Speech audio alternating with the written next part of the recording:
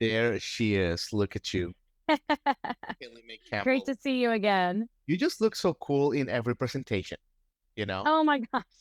Thank Like you. stage ready, casual ready, trucker hat ready. You just, look at that. Well, thank you so much, and thanks for having me. By the way, Haley, I mean, stoked to have you, first of all. Obviously, for my audience that doesn't know you, rising Nashville star and beyond. But I have to ask you, last time I saw you, you were going to embark on a honeymoon. How was that? How's married life? Where did you go? How was it? It was fantastic. Yes. Yeah, that's right. Yeah, that was right before all the craziness went down. But yeah, we had a beautiful, ceremony here in Nashville, and then we went away for a week to one of my favorite places in the world, Playa del Carmen, Mexico, which is just a little bit south of Cancun. So really got to relax, unplug, do all that good stuff. And yeah, it was just a great getaway, and it's been such an exciting time both professionally and personally for me. So I'm just trying to keep up with it all. You've been like working like nonstop forever, Haley. Like, was this honeymoon, was this not like, I did you feel really like it. disconnect? Did you like really disconnect? Or is it like you're there and you're like writing a song and you're like, wait, honey, wait, like breakfast can wait. I have a lyric in my head. You know what I mean? You Can you feel? know, I think for the first time maybe in my life, like really did disconnect. Save for a few moments here and there of, you know, urgent matters, always one thing or another, but we were very intentional about like leaving our phones, away in the room and just spending time together. So yeah, I can definitely say for like maybe the first time ever, I actually was able to unplug for a good 75% of that trip. So it was beautiful. Love to hear it. Love to hear it, Haley. And we've been so into your music the last week or so. I mean, singles like Over Being Over, of course, and Never Not a Good Time, just boppers. But I gotta tell you, Haley, getting to connect with like the stuff from Haley May and the Hardware, your old band, like that was awesome. That was a treat and a delight, for many reasons. Like, first of all, what do you remember from that, like from that era? Like, do you look at it fondly? I do. That was just my first foray into having my own band, and kind of, being in charge of that in a way that I hadn't before. Up until that point, I had really just been, fronting a cover band in my hometown of Charleston and, playing acoustic gigs. So that really was my first time, like I said, having my own band and playing my own original music out and around Charleston. And we eventually did go on like a 2 week tour of the East Coast right when I Right. graduated high school. And I look at those memories very fondly. We played some very interesting venues. But that is so great, Haley. Like, even when you were like in junior year and senior year of high school, like you were like doing fundraisers for your tour. You were like just making it happen. Yeah. And like in your story arc, we found that like, yeah, like, if Haley wants to do something, she's gonna put her focus and it's gonna happen. Like, that's a quality you have, right? Thank you. Yeah, I mean, I think so. I think part of it just comes from, just being so sure at such a young age that this is what I wanted to do and really not ever considering any other options, honestly. So I've always just kind of pushed forward with everything I have and I appreciate that so much. Thank Yeah. you. No, it's true. But that, like you said, you grew up in Charleston, you're from New York, and you always knew what you wanted to do, Haley. But coming to Nashville, you were coming as a visitor from an early age. But when you actually moved here, how was it that first time, Haley? And what I mean is like when you move and now it's like, okay, Haley, now you have to go and like make an album. You have to go and really record. Did you ever Yes. feel like, how am I gonna pull this off? Like that's the trick, right? Did you ever have like those like doubts when you first moved in here?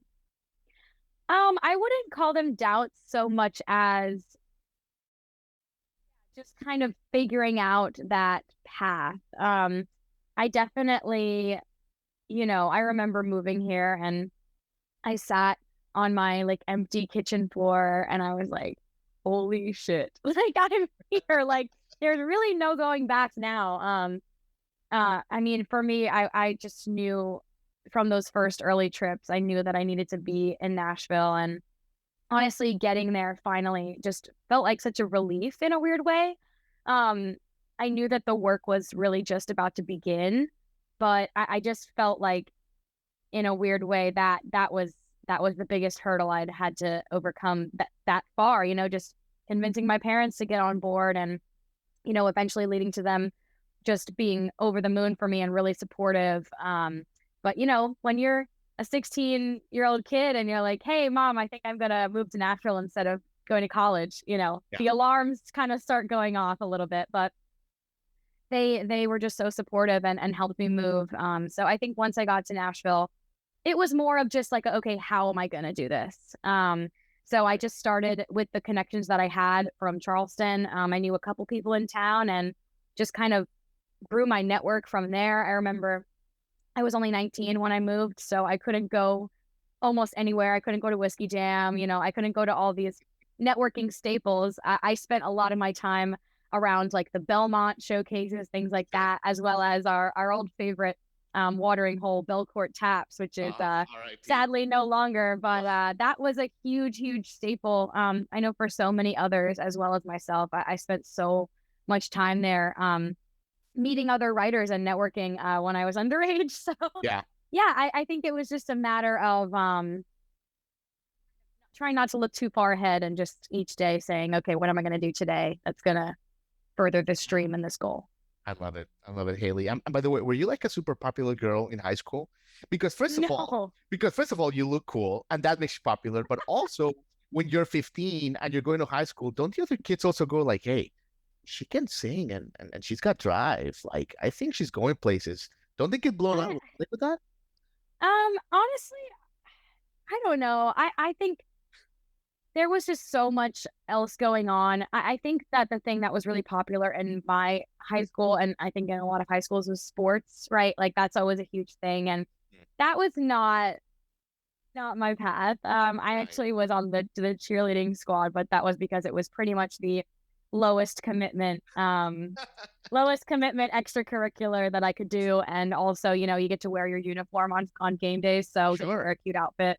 I was really about not wearing the dress code. So that was pretty much the motivation there. But I had a really solid, I have two best friends from high school that we had like our own, tiny lunch table, and we were all very musical. So we kind of like shared that passion together. Whether it was songwriting itself or just, loving music and loving country music, especially. So I learned a lot from them because they had grown up listening to country and I hadn't. So, yeah, I mean, as far as popular, I wouldn't go that far for sure. Amazing. But I definitely, I was grateful to have such great friends, and I definitely had a great high school experience for the 2 short years that I was there. I did love it. I love it. And now look at you. Well, pivoting a little bit to now, Haley. I mean, there's so many songs that we can talk about, but I want to talk about Never Being in Love because obviously, it's earned its place like as a milestone. And it's one of those songs that like a couple of weeks ago, our Music Biz conference was here in Nashville at the JW, and people talk about the TikTok songs and like your song is always like one of those examples of like songs that like just became like a massive global hit on TikTok. I mean, I think it's got almost 60 million like views, that whole thing now. If you did the #1 on like the country iTunes charts, I mean, it's a great song. But I guess the question, Haley, is, when did you realize, what was the moment where you're like, this song is blowing up? This is like a thing. Like, how did you have that like light bulb thing, Yeah. I think, it came pretty shortly after posting that video on TikTok, I remember like the day I posted it, I had like an acoustic 3-hour gig in town, and I was just downtown playing covers. And I remember I had opened up the TikTok app to like check on the video, and it literally had like 1 like. I was like, screw this, like this app is so crazy. Like I was just like, this is such a, moving video, and it just serves the song so well. It's such a great story. And I was like, man, if this isn't it, then nothing is. And then I was like so frustrated. I just like deleted the app. I was like, I gotta take a break. And I went to my gig, and my best friend texted me while I was playing, and she was like, oh my God, Haley, you're TikTok. And I was just like, yeah, I know. It's we tried.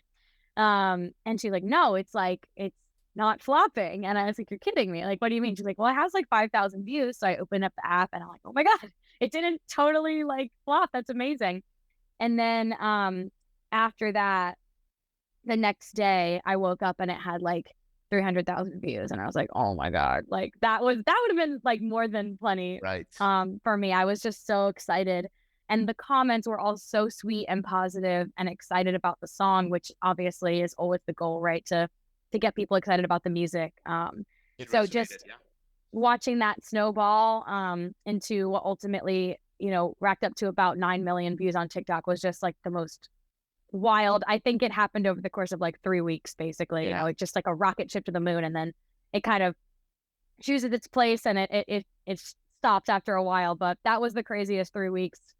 And just seeing the excitement about the song. Of course, I had the pre-saved link going right after it started to gain traction. So just getting to watch that real time like translation of people commenting and seeing the video to pre-saving the song, and what turned into pre-ordering on iTunes and all that. That was a huge just surreal moment for sure. To something that you dream about. I mean, especially in that time, that was like the dream, was just to have a viral song on TikTok. So it was really, really exciting. And I literally remember it like it was yesterday.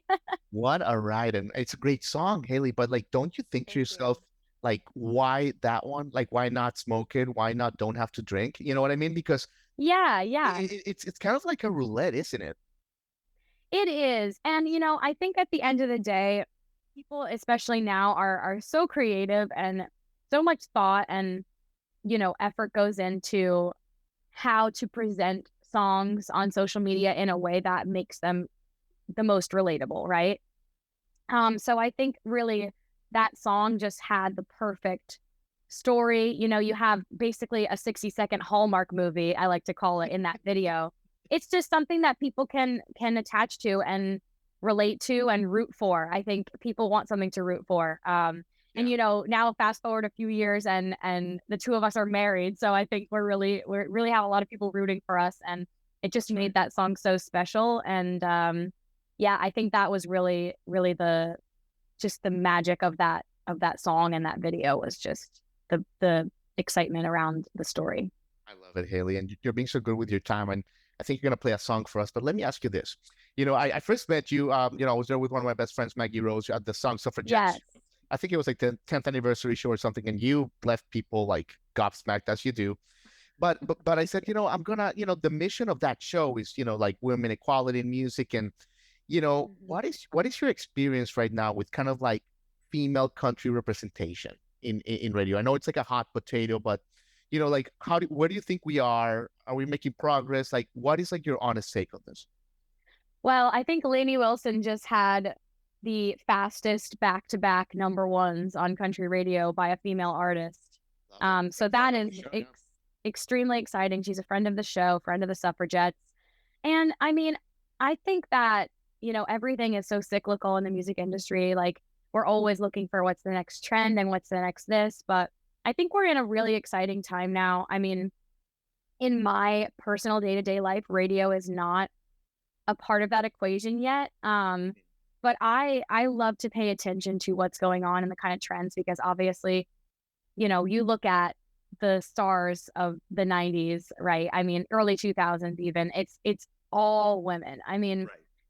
I think I think Casey Musgrave's manager said it best. I heard him say that, you know, women might be harder to break as artists, but there's so much more like there's so much more potential for crossover and worldwide reach and relatability. I think that, women in country music especially just have an honesty about them. And, you know, depending on what's going on in the world, there's always going to be trends that are changing. But I think we're in a really good time right now. And I love to see, newcomers on the radio. Like, I mean, Lainey, I wouldn't even call her a newcomer at this point, but in the grand scheme of the radio game, I guess Right. she is. And, I think to see people like that breaking through and breaking those records and, standing up for women in country, it's only good things happening. And, I think at the end of the day, a good song is a good song, and the good songs are always going to win.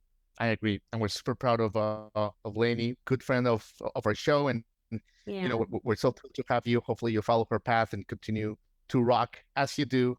Thank you for your time. You're awesome. Of course. Thank you for having me. I'd love to play you a song. Hell yeah, that'll be our honor. I figured I should probably just play this one that we've been talking about.